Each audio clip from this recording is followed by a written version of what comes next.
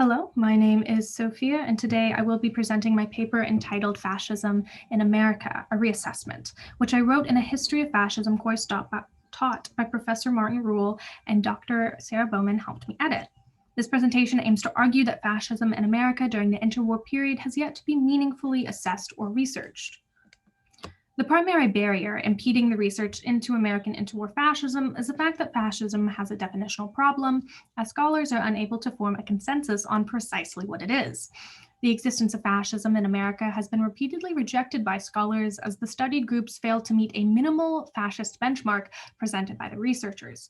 A particularly narrow definition of fascism contains it to a uniquely interwar European phenomenon. Due to the confining European lens and the definitional inconsistencies, fascism outside of Europe, or more specifically outside of the German and Italian manifestations, is met with fierce skepticism. This leaves subjects such as American fascism mostly disregarded and understudied. Within my studies, I assess fascism as an anti-liberal perspective of governance that espouses anti-communism and xenophobia while promoting a revolutionary agenda against established political structures. Fascism additionally promotes a unique socialist or syndicalist economic policy that professes to be a third way between capitalism and communism. But I am wary of stricter definitions or benchmarks to codify fascism. As a result, I am more concerned with identifying the violent, revolutionary, anti-liberal, and anti-parliamentarian essence of fascism foremost. Examples of scholarly skepticism towards American fascism include that of Peter A. Mann, who argued against classifying various groups in America during the interwar period as fascist, as they failed to meet his definitional standards, which demanded further development from mere ideology to political action. Though A. Mann acknowledged the sizable minority of Americans alienated by traditional politics during the period and the possibility of American fascism, he claimed that purely fortuitous circumstances may have also stymied the development of a full-blown American fascism. A. Mann's definitional framework of fascism was not met due to the developmental failings of American fascist organizations.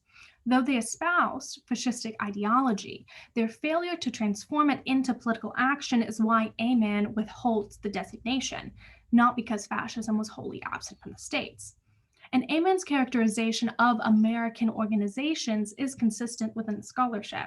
It is a recurring pattern that American fascist organizations are withheld the designation due to their nascent status.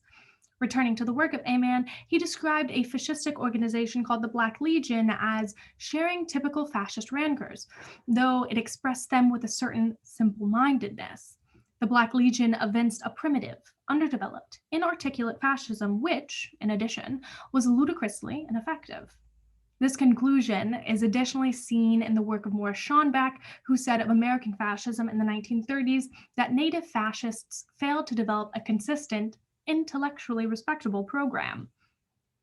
Here we see scholars saying in a very academic fashion that American fascism is too stupid, too ideologically elementary to be adequately classified as fascist.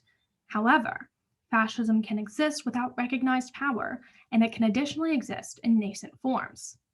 Further, if ideologically developed and politically active forms of fascism have not been documented within the US during the interwar period, but numerous groups have been characterized as underdeveloped fledgling forms of fascism, is that not worth further analysis and identification, if not its own designation, as it is uniquely American in its roots? In his historiographical analysis of American fascism, Richard Steigman Gall emphasized scholars' hesitancy in calling American fascist groups fascist, highlighting a biography of fascistic figure Gerald L.K. Smith, saying, yet the author of the biography explicitly refuses to describe Smith as fascist, even as the author freely concedes that Smith clearly shared some of the beliefs of European fascists: racism, anti-Semitism, xenophobia, extreme nationalism, red-baiting, authoritarianism, and the glorification of war, force, and violence. This would seem to be a fairly extensive list of shared traits. An organically American version of fascism will not resemble that of Europe. America did not have a parallel development of ideology, its roots lying within the rural populist movements of the 1830s and 40s, nativism, sectionalism, religious fundamentalism, among other things, instead of the European intellectual forefathers of fascism, which included French intellectuals, Nietzsche, Junger, and Denuzio. With this in mind, one cannot expect fascism to present itself in a parallel fashion to that of Europe. Fascism emerged in America during the interwar period, but its history remains to be written.